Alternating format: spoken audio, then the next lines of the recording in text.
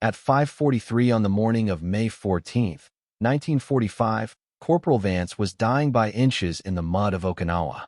He was crouched at the bottom of a foxhole that had dissolved into a brown soup of rainwater and clay. The Japanese artillery had been hammering the position for 6 straight hours. The sound was not a noise anymore. It was a physical pressure that vibrated in his teeth and rattled the bones in his chest. Every time a shell landed, the ground heaved like a sleeping animal waking up, and the mud walls of his trench squeezed in a little tighter. Vance was 22 years old, but in the gray light of dawn, with dirt packed into the creases of his face and his eyes sunken from 3 days without sleep, he looked 50. He was watching a patch of tall kite grass 30 yards to his front. The grass was motionless, but Vance knew the enemy was there. They were waiting for the artillery to stop. When the shells stopped falling, the Japanese infantry would start running. The real problem wasn't the artillery. The problem was the weapon Vance was holding. It was a standard issue M1 Garand rifle. It was a masterpiece of American engineering, a semi-automatic precision instrument that could put a .30 caliber bullet through a helmet at 400 yards. The generals in Washington loved it. The officers in the rear loved it. But down here in the mud, in a hole the size of a coffin, the Garand was a liability. It was 43 in long and weighed nearly 10 pounds.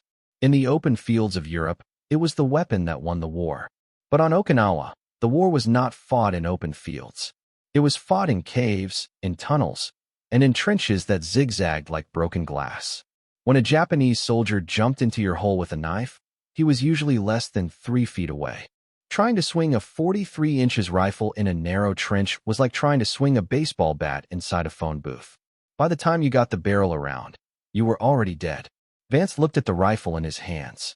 The woodstock was slick with oil and rain. The action was jammed with grit. He hated it.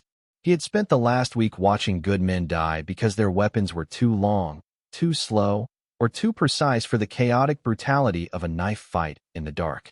He had seen a private from the 2nd Platoon try to clear a spider hole with a carbine, only to be dragged underground by an enemy he couldn't bring his weapon to bear on. The war had changed. The distance between life and death had shrunk from hundreds of yards to the length of an arm. And yet the Marine Corps insisted that every man be a rifleman. They insisted on the doctrine of aimed fire. They insisted on the tools of a gentleman's war. Vance gripped the Garand until his knuckles turned white. He knew what was coming out of that grass. He knew the rifle wouldn't save him. He needed the weapon they had told him to leave behind. 6 months earlier, back at the staging area in the Russell Islands, the scene had been very different. The sun was shining, the ocean was blue, and the mood was almost light. The battalion was refitting for the invasion, unboxing crates of brand new equipment fresh from the factories in Detroit and Connecticut. Men were wiping Cosmoline grease off new machine guns and arguing over who got the new flamethrowers. In the middle of this industrial Christmas morning, Vance had walked over to the supply sergeant and made a specific request. He didn't want a new rifle. He didn't want a submachine gun. He handed the sergeant a requisition form for a Winchester Model 12 pump-action shotgun. The reaction was immediate. The supply sergeant had laughed so hard, he dropped his clipboard. He asked Vance if he was planning to go duck hunting on the weekends. The laughter drew a crowd. A lieutenant from Fox Company walked over, saw the shotgun on the table, and shook his head. He picked up the weapon, holding it by the barrel like a dead fish.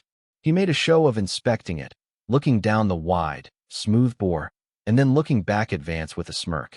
He asked if Vance expected the Japanese to fly over in V formation. He called the shotgun a farmer's toy. He called it a bird gun.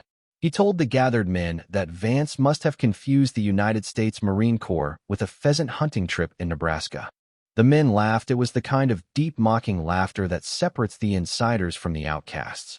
They looked at the shotgun with its wooden slide and its old-fashioned hammerless profile, and they saw a relic. It looked like something you would find above a fireplace in a log cabin, not on the front lines of the greatest war in human history. Vance stood there and took it. He didn't smile, and he didn't argue. He took the shotgun back from the lieutenant and began cleaning it.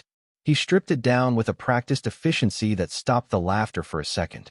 He wiped the bolt, checked the carrier, and oiled the slide. He knew something the lieutenant didn't. He knew that the Winchester Model 12 was not a toy. It was a machine built for a specific kind of violence. It held 6 shells in the tube and 1 in the chamber. Each shell contained 9 pellets of double-aught buckshot. Each pellet was the size of a .32 caliber bullet. That meant every time Vance pulled the trigger, he wasn't firing 1 round. He was firing 9. And he could fire them as fast as he could pump his arm. The MOCKED didn't stop at the supply depot. It followed him onto the transport ships. During the long weeks at sea, while other Marines were sharpening bayonets and zeroing their sights, Vance was sitting on his bunk practicing his reload. The other guys in the platoon called him the farmer. They would toss empty ration cans at him and tell him to pull. They made bets on how long he would last before he threw the shotgun away and picked up a real rifle off a dead body. Even his own squad leader, a grim sergeant who had survived Guadalcanal, told him to get rid of it. The sergeant explained the logistics of war to Vance like he was a child. He explained that shotgun ammunition was heavy and bulky. He explained that the effective range was only 40 yards. He explained that if the Japanese engaged them from a ridgeline 200 yards away, Vance would be useless. He would be a spectator in the firefight, unable to shoot back, a dead weight on the squad. Vance listened to every word. He understood the arguments. On paper, the officers were right. In a textbook war, where lines were drawn on maps and enemies engaged at respectful distances, the shotgun was a joke. It had no range. It had no penetration against light armor. It was inaccurate. But Vance wasn't preparing for a textbook war. He was preparing for the nightmare he saw in his head. He had listened to the stories from the veterans of Peleliu and Tarawa. He heard about the bunkers. He heard about the enemies who didn't surrender, who hid in holes until you walked right over them, and then popped up to shoot you in the back. He heard about the charges at night, where the enemy came in waves screaming and stabbing, and there was no time to aim. In those moments, accuracy didn't matter. Volume mattered. Stopping power mattered. When a man is running at you with a bayonet, and he is 5 feet away, you don't need to hit his heart with a surgical strike. You need to pick him up and throw him backward. You need to turn the air in front of you into a solid wall of lead. The rifle was a scalpel. The shotgun was a sledgehammer. And Vance knew that when the enemy was in the trench with you, you didn't want to perform surgery. You wanted to smash everything in front of you until it stopped moving. So he kept the gun. He endured the jokes. He endured the insults. He slept with the shotgun wrapped in oilcloth to keep the sea salt from rusting the receiver. When they climbed down the cargo nets into the landing craft off the coast of Okinawa, the lieutenant shouted one last warning at him. He told Vance that when the shooting started, nobody was going to cover him while he played with his bird gun. Now in the mud of the foxhole, the shooting was about to start. The artillery barrage lifted. The silence that followed was heavy and terrifying. Then the whistle blew. Not an American whistle, a Japanese signal whistle. It shrieked from the treant, high and piercing. The grass in front of Vance's position stopped being grass and started being men, hundreds of them. They rose up from the earth like ghosts, mud dripping from their uniforms. Bayonets fixed on their Arisaka rifles. They didn't yell at first, they just ran. A silent gray wave crashing toward the American lines. Vance dropped the M1 Garand. He let it splash into the mud at his feet. He didn't look at it. He reached behind him into the dry recess he had dug into the trench wall and pulled out the Winchester. The old cloth fell away. The blue steel gleamed dully in the rain. He racked the slide. Clack, clack. The sound was mechanical and heavy, a sound that meant business. The Marine next to him, a kid named Miller, who had spent the whole voyage making duck noises every time Vance walked by, was frantically trying to load a clip into his rifle. Miller's hands were shaking. He fumbled the clip. It pinged against the receiver and fell into the dirt. Miller looked up, his eyes wide with panic. He looked at the wave of enemies rushing toward them, now only 20 yards away. He looked at his jammed rifle. Then he looked at Vance. Vance didn't look back. He stepped up to the lip of the trench. He didn't shoulder the shotgun like a rifle. He tucked the stock under his armpit, clamping it tight against his ribs. He leveled the barrel at the center of the charging mass. The Japanese soldiers were screaming now, a guttural roar of bonsai that drowned out the rain. The first runner was 15 yards away. Vance could see the gold teeth in the man's mouth. He could see the stitching on his collar. He could see the intent in his eyes. The lieutenant had called it a toy. The squad had called it a joke. They had laughed at the idea of bringing a bird gun to a war. But as Vance's finger tightened on the trigger, he knew the time for laughing was over. The experts had their theories, but the enemy was here, and the theories were about to die. Vance took a breath. held it, and prepared to show them exactly what a bird gun could do to a man. The first shot didn't sound like a rifle crack. It sounded like a cannon going off inside a closet. Vance pulled the trigger, and the Winchester Model 12 kicked into his shoulder with the force of a mule. A cone of flame erupted from the muzzle, 3 feet long and bright orange against the gray rain. Inside that cone were 9 lead pellets, each one moving at 1,200 feet per second. The lead Japanese soldier, the one with the gold teeth who was 15 yards away, simply stopped existing. The buckshot hit him in the chest and lifted him off his feet. He didn't fall forward. He was thrown backward as if he had run into an invisible telephone pole. His charge ended in a wet mist of red and khaki. But Vance didn't stop to admire his work. He didn't have time. There were 20 more men behind the first one, and they were closing the distance at a sprint. This was the moment where the toy became a monster. This was the moment where the design flaw became a feature. In a modern pump shotgun, there is a safety mechanism called a trigger disconnector. This means that after you fire a shot and pump the slide to load a new shell, you have to release the trigger and pull it again to fire. It forces you to be deliberate. It forces you to be safe. But the Winchester Model 12 was designed in 1912 before lawyers and safety committees got involved in gun manufacturing. It had no disconnector. If you held the trigger down and pumped the slide, the gun would fire the instant the bolt locked forward. You didn't have to pull. You just had to pump. As long as your finger was squeezed tight and your arm was moving, the gun became an engine. It became a hand crank machine gun. Vance held the trigger down. He slammed the fore end back, ejecting the spent shell, and slammed it forward. Boom. The second runner, a sergeant waving a sword, folded in half. Vance pumped again. Clack, clack. Boom. The third man spun around, his legs taken out from under him. Vance was working the slide so fast his arm was a blur. The sound wasn't separate gunshots anymore. It was a rhythmic mechanical pounding. Clack, clack, boom. Clack, clack. Boom. Clack, clack. Boom. In less than 4 seconds, Vance had emptied the magazine. 6 shells, 54 pellets. He had put a wall of lead into the air that was 12 feet wide and 4 feet high. The front rank of the banzai charge didn't just break, it evaporated. The men behind them faltered. They had expected single shots. They had expected the ping of a Garand and the pause for a reload. They hadn't expected a buzzsaw. The empty gun clicked. Vance didn't freeze. He dropped below the trench line, his hands moving with the muscle memory he had built during those long nights on the ship. He didn't try to load the magazine tube. That took too long. He grabbed a single shell from his belt pouch and dropped it directly into the open ejection port. He racked the slide forward. He popped up. A Japanese soldier was at the rim of the trench. Bay-in it raised, looking down at Miller. Vance fired from the hip. The soldier disappeared. Vance ducked again. He fed another shell, racked, popped up, fired. It was a brutal, ugly rhythm. Load 1, shoot 1, load 1, shoot 1. He was a piston engine of violence. Miller, the kid who had mocked him, was still fumbling with his rifle clip, his face pale, staring at Vance like he was seeing a demon. The Japanese charge shattered. The momentum was gone. The survivors, seeing the carnage at the front, dove for cover or retreated back into the kite grass.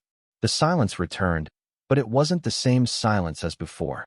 It was ringing with the smell of gunpowder and the metallic heat radiating from the shotgun's barrel. Vance stood there, his chest heaving.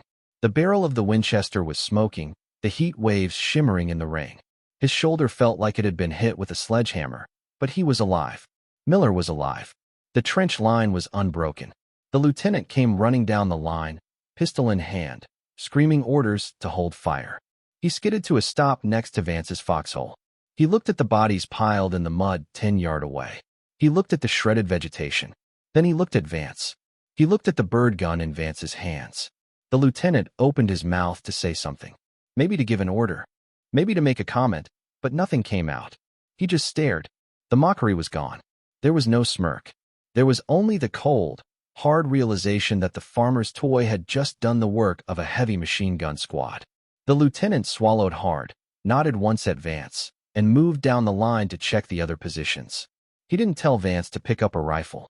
He didn't mention pheasants. He knew better now, but the day was far from over. The attack at dawn was just a probe. The Japanese commander knew exactly where the American line was now, and he knew they were dug in. As the sun began to set, turning the sky a bruised purple. The dynamic of the battle changed.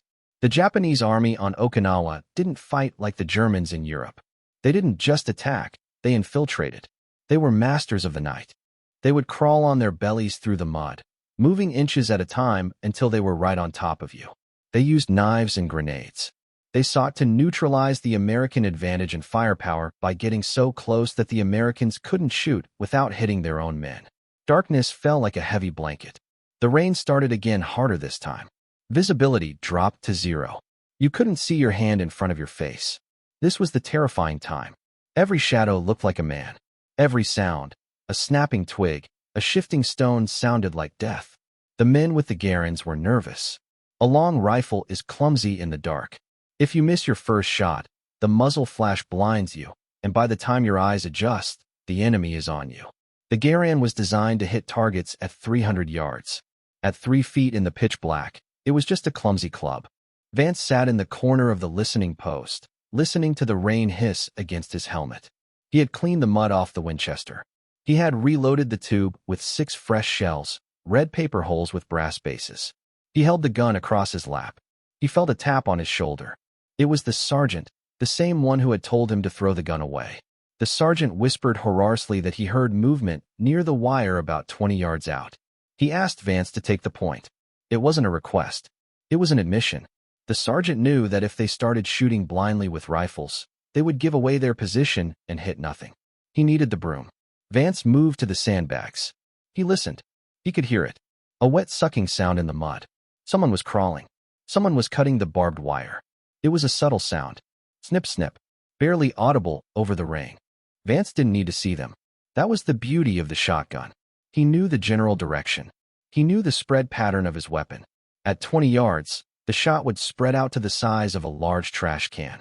He didn't need to be precise. He just needed to be close. He waited. He let them get closer. He wanted them committed. The sound of crawling got louder. He could hear breathing. He could smell the faint, fishy odor of the ration rice the Japanese soldiers carried. They were right there, maybe 10 yards out, preparing to rush the hole. Vance stood up. He didn't yell. He didn't turn on a flashlight. He just racked the slide. Clack, clack. The sound was unmistakable. In the quiet tension of the night, the sound of a pump-action shotgun racking a shell is one of the most terrifying noises in the world. It is a mechanical, violent sound that says, "I am ready." The crawling stopped instantly. The enemy froze. They knew that sound. Every soldier in the Pacific knew that sound. It meant that whatever was waiting for them in the dark wasn't going to fire a single bullet that might miss. It meant a cloud of death was coming. Vance aimed at the sound and squeezed the trigger. Boom. The muzzle flash lit up the night like a lightning strike. For a split second, the scene was frozen in a strobe light effect. 3 Japanese infiltrators caught in the wire. Mud on their faces, grenades in their hands. The shot hit the middleman. He went down. The darkness slammed back down instantly, blinding everyone. But Vance didn't need to see. He knew where the others were. He held the trigger. Pump. Boom. He shifted the barrel 2 feet to the right. Pump. Boom. He shifted left. Pump. Boom. He fired 4 shots in 2 seconds. He swept the area in front of the wire like a man watering a lawn with a fire hose. The screams were short and sharp, then cut off. Vance ducked back down below the sandbags as a Japanese machine gun opened up from the ridge line, red tracers snapping over his head, but the infiltrators were gone. The threat right in front of their faces had been erased. Miller, huddling in the bottom of the hole, looked up at Vance. Miller whispered, asking if he got them. Vance didn't answer. He just ejected the empty shells and started thumbing fresh ones into the tube. Click, click, click. The rhythm was calm, steady. Vance wasn't shaking. He had found his place in this war. He wasn't a sniper. He wasn't a rifleman. He was a janitor. His job was to clean up the messes that happened when things got too close, and business was good. The next morning, the battalion received orders to move up. The defensive hold was over. Headquarters wanted them to take the Sugar Loaf, a small, unassuming hill that anchored the entire Japanese defensive line. It looked like a pile of dirt, innocent and empty. But the intelligence reports were wrong. It wasn't empty. It was a fortress. And to take it, they wouldn't just be fighting in foxholes. They would be entering the labyrinth. The Japanese had dug 4 concentric rings of trenches around the hill connected by tunnels, spider holes, and concrete bunkers. It was a meat grinder designed to chew up infantry battalions. The captain called the platoon leaders together. He explained the mission. They were going to assault the first trench line at 0800. It was going to be a frontal assault bay and its fixed close quarters. The captain looked around the circle of dirty, tired faces. His eyes stopped on Vance. He pointed at the shotgun. He didn't make a joke. This time, he told Vance to get up front. He told the squad leaders that when they hit the trench, nobody went in before the shotgun. Vance nodded. He checked his pockets. He had 40 rounds of buckshot left.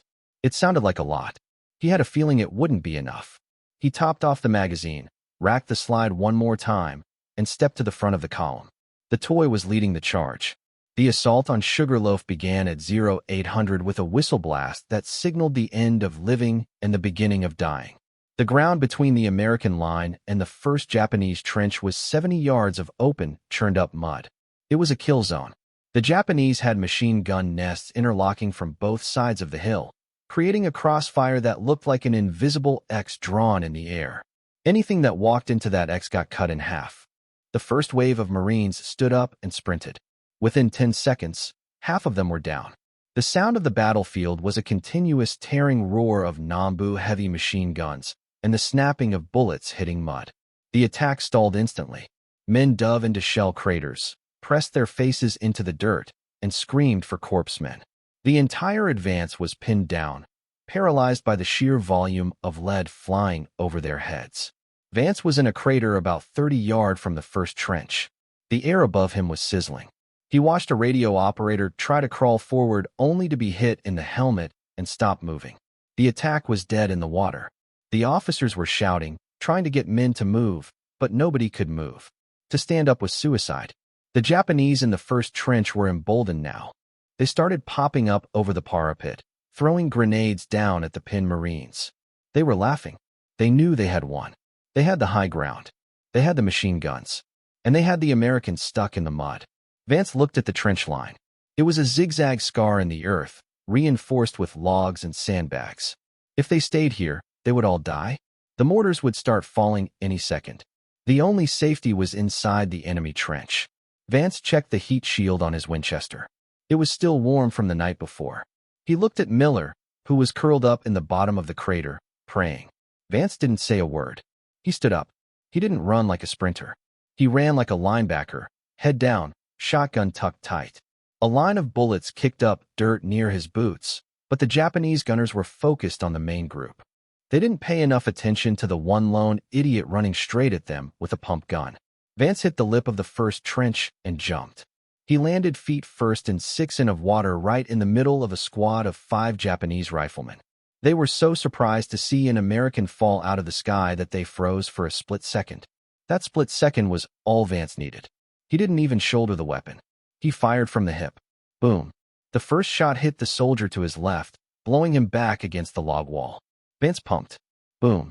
The second soldier who was raising his rifle took a load of buckshot to the stomach. Vance spun. Boom. The third man tried to stab him, but the shot caught him mid-lunge. The noise in the confined space of the trench was deafening. It wasn't just loud. It was a physical concussion that slammed against the eardrums. Clack, clack, boom. The fourth man fell. Clack, clack, boom. The fifth man dropped his rifle and tried to run, but there was nowhere to go. The first trench was clear for 20 yards in both directions. Vance didn't stop. The trench system on Sugarloaf was connected by communication tunnels, narrow, claustrophobic earthen hallways that linked the outer defenses to the inner ones. Vance reloaded on the move, shoving shells into the magazine tube with bloody thumbs. He could hear shouting coming from the connecting tunnel. Reinforcements. A group of Japanese soldiers was rushing down the narrow corridor to plug the breach. They were bunched up shoulder to shoulder, bayonets leading the way in a tunnel. Bunching up is a death sentence if the other guy has a shotgun. Vance stepped to the corner of the tunnel and unleashed hell. He held the trigger down and slammed the slide back and forth. The slam fire mechanism turned the Winchester into a flamethrower of lead. The tunnel magnified the blast. The buckshot ricocheted off the hard clay walls, creating a shredding effect that tore through everything. The lead Japanese soldiers didn't just fall. They were pushed backward into the men behind them, creating a log jam of bodies. The screams echoed down the tunnel, amplifying the horror. Vance emptied the gun, pumped the slide on an empty chamber, and immediately started reloading. His hands were shaking now, not from fear, but from the adrenaline dumping into his blood. He had just killed an entire squad in under 10 seconds. He moved into the second trench line. This one was deeper, better fortified. There was a heavy machine gun nest here, a bunker built of coconut logs and dirt that was raking the American lines below. The gun crew inside was focused on the targets down the hill. They didn't hear Vance coming up behind them because the sound of their own gun was too loud. Vance walked right up to the rear aperture of the bunker. He didn't throw a grenade. He stuck the barrel of the Model 12 through the opening and fired 3 rapid shots. The machine gun stopped firing instantly. The silence that followed was heavy. Vance kicked the door open to check the room. The devastation inside was total. The buckshot had bounced around the concrete interior like angry hornets. The crew was gone. The threat to the company below was neutralized. But now the Japanese knew he was there. The element of surprise was gone. As Vance emerged from the bunker, he saw movement on both sides of the trench. They were coming for him. A Japanese officer screaming orders led a charge from the left. At the same time, soldiers popped up from spider holes on the right. Vance was surrounded. This was the moment the Garen would have failed. A rifleman can only look one way. A rifleman has to aim. Vance didn't aim. He swept. He turned to the left and fired 2 rounds, dropping the officer and his runner. He spun 180 degrees, a move that would have been impossible with a heavy machine gun, and fired 2 rounds at the spider holes. The dirt exploded around the holes, forcing the enemy heads down. He was out of ammo again. The Winchester clicked dry. This was the nightmare. A Japanese soldier with a sword charged from 10 feet away. Seeing the American's gun was empty. Vance didn't have time to load a shell. He didn't have time to draw a knife. He used the shotgun as a club. He stepped into the charge, swung the heavy walnut stock of the shotgun, and smashed it into the soldier's jaw. The wood cracked, but the soldier went down hard. Vance stomped a boot onto the man's chest to keep him down, and frantically shoved 1 shell into the chamber. Clack! He fired into the prone soldier. Then he loaded the tube. His fingers were slippery with sweat and rain. He dropped a shell in the mud. He cursed, grabbed another, jammed it in. He cleared the rest of the second trench by pure aggression. He moved forward so fast the enemy couldn't set up a defense. He turned corners firing. He fired at shadows. He fired at movement. He fired until the barrel of the shotgun was so hot it began to smoke and smell of burning wood. The heat shield, the metal gray on top of the barrel, was sizzling, searing the skin of his left hand. But Vance didn't feel it. He was in a trance state of violence. He had become the trench broom. He reached the 3rd trench line. This was the main support line. It was filled with reserve troops who were preparing to counterattack. There were at least 20 of them. They were gathering grenades, checking weapons. They looked up and saw a lone American Marine covered in mud and blood, holding a smoking shotgun. They hesitated. It was a fatal pause. Vance didn't hesitate. He opened fire on the group. The psychological effect of the shotgun was now doing more work than the pellets. The Japanese soldiers had seen what this weapon did to their comrades. In the first 2 lines, they had heard the rhythmic boom-clack-boom getting closer and closer. They knew that in this narrow ditch that sound meant death. Panic broke out in the 3rd trench. Instead of rushing him, some of the soldiers tried to scramble out the back of the trench to get away from the muzzle blast. Vance shot them in the back as they climbed. He shot the ones who stood and fought. He moved through the trench like a force of nature, stepping over bodies, pumping the slide, feeding shells. He was a machine. The mechanism of the Winchester, steel and wood and spring, was perfectly synchronized with the man. He was firing faster than a man with a semi-automatic rifle could acquire targets. He was clearing the trench simply by filling the air with lead. By the time he reached the 4th trench, the command post at the top of the hill, he was down to his last 5 shells. He was exhausted. His lungs were burning. His left hand was blistered from the heat of the barrel. He kicked open the wooden door of the command dugout. Inside, 3 Japanese officers were destroying maps and documents. They looked up, their pistols drawn. Vance fired his remaining rounds. Boom, boom, boom. The room went silent. Vance stood in the doorway of the 4th trench. The rain was still falling. The smoke from his shotgun drifted out into the wet air. He clicked the trigger. Empty. He pumped the slide. Empty. He checked his belt. No more shells. He was completely dry. He slumped against the wall of the trench, sliding down into the mud. His chest was heaving. He looked back down the hill. Below him, the American Marines were standing up. They were looking at the hill. The machine guns had stopped. The grenades had stopped. The hill was silent. They saw a single figure standing at the crest, silhouetted against the gray sky. They started to cheer. They started to run up the slope, no longer pinned down, no longer dying in the mud. Vance watched them come. He looked at the shotgun in his lap. The wood was cracked. The finish was scratched. The barrel was black with soot. It was the ugliest, most battered thing he had ever seen, and it was the most beautiful. The officers had laughed. They had called it a bird gun. Vance closed his eyes and listened to the rain. He wondered if any of them were laughing now. The rain finally stopped around noon. The sun broke through the gray overcast of Okinawa, illuminating the devastation on top of Sugarloaf Hill. The silence that settled over the battlefield was heavy, almost vibrating. It was the specific kind of silence that only happens after hours of deafening noise. The Marines of the second wave reached the summit, their weapons raised, expecting a fight. What they found instead was a graveyard. They walked past the first trench, then the second, then the third. They saw the results of the bird gun. It didn't look like the aftermath of a firefight. A rifle fight leaves neat holes.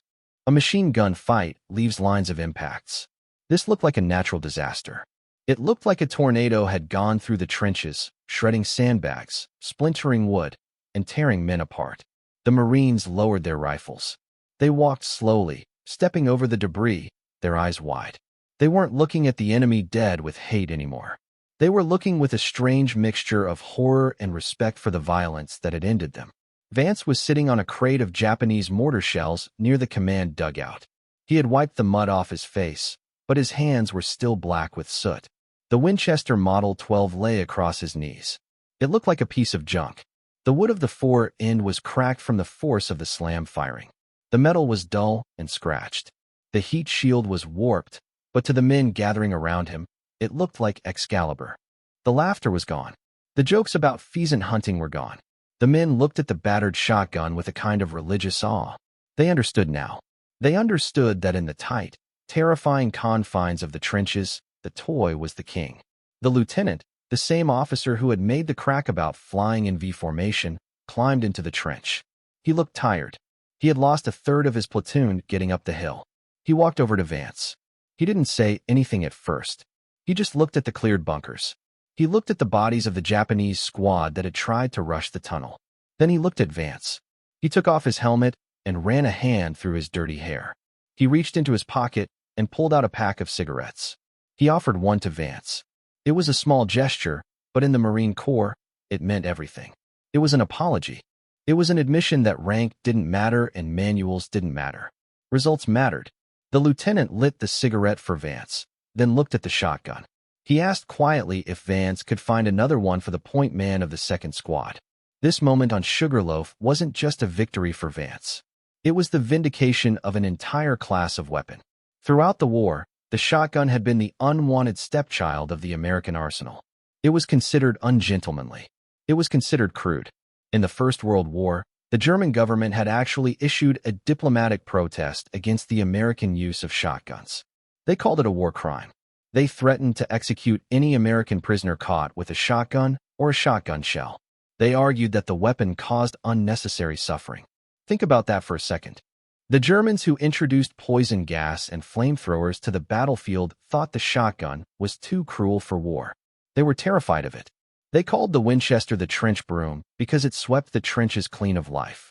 The Japanese on Okinawa felt the same terror. They were warriors who believed in the spirit of the blade, in the honor of close combat. They wanted to get close. They wanted to look you in the eye, but the shotgun denied them that. It turned their bravery into meat. It didn't care about their martial arts or their samurai spirit. It was a machine of industrial slaughter that didn't miss. When the Japanese commanders realized that the Americans were using pump-action shotguns in the tunnels, the fear spread through their ranks. It wasn't the fear of death. It was the fear of being erased. A rifle bullet kills you. A shotgun blast disassembles you. And on Sugarloaf, Vance had shown them exactly why the Germans had tried to ban it. Vance didn't think about the politics or the history. He just smoked his cigarette and watched the medical jeeps moving down in the valley. He was 22 years old, and he felt empty. The adrenaline crash was hitting him hard. His hands started to shake, the coffee cup rattle of post-combat shock. He looked at the Winchester. He had loved that gun. He had cleaned it, cared for it, defended it against every insult. But now looking at it, he didn't feel pride. He felt a cold distance. The gun had done its job. It had saved his life. It had saved the lives of the men standing around him. But it had done it by turning him into a butcher. He rubbed his thumb over the receiver, feeling the grit of the action. He knew he would never hunt birds with this gun again. You can't go back to shooting pheasants after you've used a weapon to clear a trench of human beings. The war ended for Vance on that hill. The battle for Okinawa dragged on for weeks, but the unit was pulled off the line for rest and refit. Then came the atomic bombs. Then the surrender. The invasion of the Japanese mainland. The operation that everyone knew would be a bloodbath was canceled. Vance went home. He took a train back to Nebraska. He carried a duffel bag with his uniform, his medals, and the paperwork for his discharge. He didn't talk much on the train. He watched the cornfields roll by, looking at the peaceful green rows that looked nothing like the mud of Sugar Loaf. When he got to the farm, he put the duffel bag in the attic. He took the Winchester Model 12 out of its case. He didn't hang it over the fireplace. He didn't show it off at the local bar. He took it apart. He cleaned every spring, every screw, every inch of steel. He coated it in a heavy layer of grease, wrapped it in oilcloth, and put it in a wooden box at the back of his closet. He never fired it again. When his friends asked him to go hunting in the fall, he made excuses. He said he was too busy with the harvest. He said his back hurt. The truth was simpler. He couldn't stand the sound. The clack of the pump action didn't remind him of flushed birds or crisp autumn mornings. It reminded him of the smell of cordite and the screams in the tunnels. It reminded him of the vibration in his bones when he slammed the trigger down. Vance lived a quiet life. He married a girl from the next town over. He raised 3 kids. He grew corn and soybeans. He served on the school board. To his neighbors, he was just a quiet, hard-working farmer who had done his bit in the war like everyone else. They didn't know about the 4 trenches. They didn't know that for one rainy morning in 1945, this gentle man had been the most terrifying thing on the island of Okinawa. They didn't know that the bird gun in his closet was a legendary weapon of war. Vance died in 2004. He was 81 years old. After the funeral, his grandson went into the closet to sort through his things. He found the wooden box. He opened it and unwrapped the old cloth. The smell of old grease and steel filled the room. The grandson picked up the Winchester Model 12. It was heavy, solid. He saw the cracks in the wood of the fore end. He saw the scratches on the receiver. He racked the slide. Clack, clack. The sound was crisp, mechanical, perfect. The grandson didn't know the story. He just thought it was a cool old gun. He didn't know that he was holding the trench broom that had broken the back of the Sugar Loaf defense. That is why we do this. That is why we dig through the archives and read the after-action reports. Because men like Vance don't brag. They don't write books about themselves. They do the impossible. They endure the unimaginable, and then they come home and go back to work. They let the memories fade. They let the stories die with them, but the stories shouldn't die. The story of the farmer's toy that silenced an army needs to be told.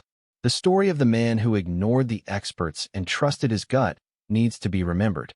The Winchester Model 12 wasn't just a shotgun. It was a symbol. It was proof that sometimes the old ways are the best ways. It was proof that in the chaos of war, you don't always need a computer or a scope or a satellite. Sometimes you just need mechanical reliability and the courage to stand your ground. Vance had both. And because of him, a lot of Marines came home who otherwise would have died in the mud of Okinawa. If you believe that these stories deserve to be saved from the dustbin of history, do me a favor, hit that like button. It tells the algorithm that real heroism matters. It helps us find more stories like Vance's and bring them to the light. And if you haven't subscribed yet, join us. We are building a library of the forgotten, a monument to the men who did the work when the world was on fire. Leave a comment below if you had a grandfather who served in the Pacific. Tell us what he carried. Tell us his story. We want to hear it. Vance is gone now, but the echo of that pump action still rings in the history books. Clack, clack. Thanks for watching. We'll see you in the next trench.